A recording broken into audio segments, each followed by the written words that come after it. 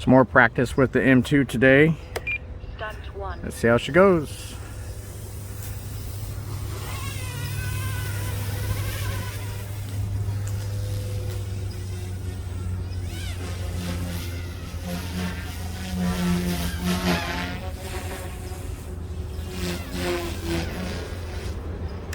Stunt 2.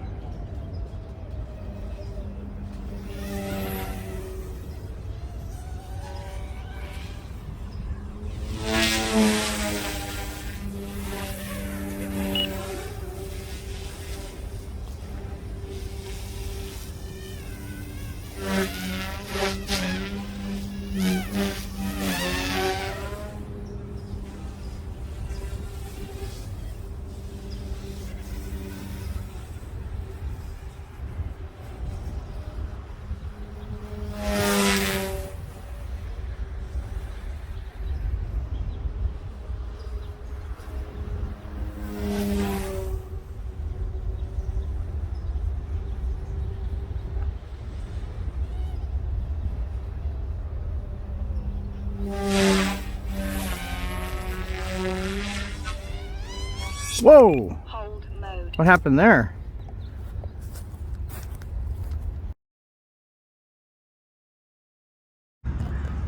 So after the crash, don't know what happened, if I dumb thumbed it or what, but you see it just usually just breaks the rod end link here. Hit the ground pretty hard too.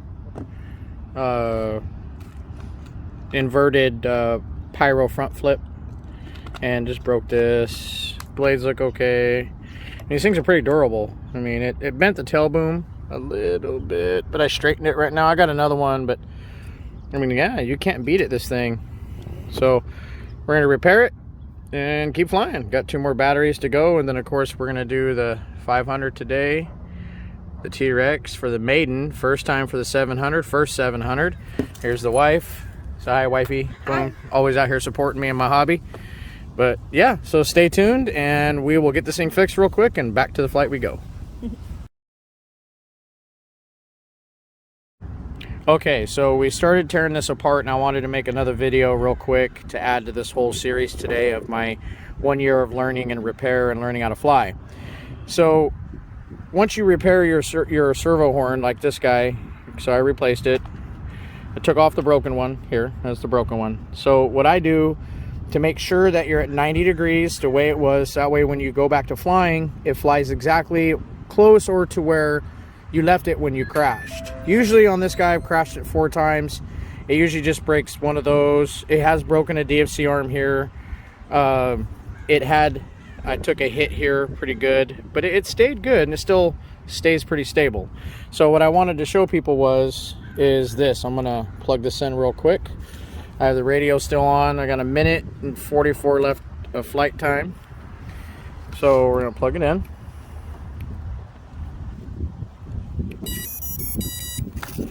Okay, so it's gonna do a song and dance. And what I do to make sure it's 90 degrees is you simply go into the set button here.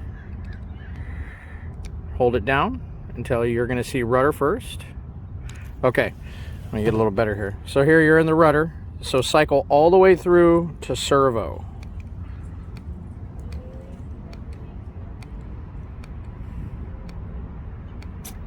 Okay, now that we're at servo, it is a servo trim setting for the OMP M2. So what I do is I make sure it's at servo mode. Don't touch anything on the radio. See, it's quite far away here. And if you look, you can position your servo horn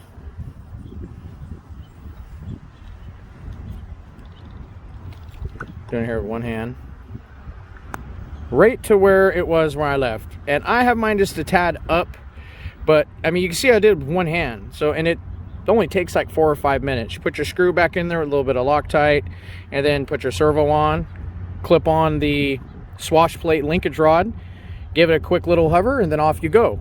So I'm going to put it back together, and then we're going to continue this flight along with a couple more videos. Stay tuned. All right, YouTube, so we're back, ready to go, see if the repairs were good. Most of the time it really is. Every time I've broken one of those, which I went through like probably 5 or 6, it's pretty straightforward. Let's see how she does. Normal mode. Stunt 1.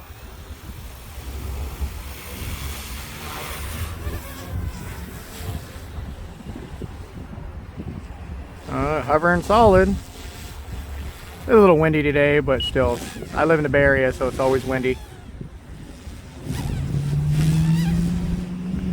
Like I said, I did bend the tail boom a little bit, but it seems like it's going good. So let's do this.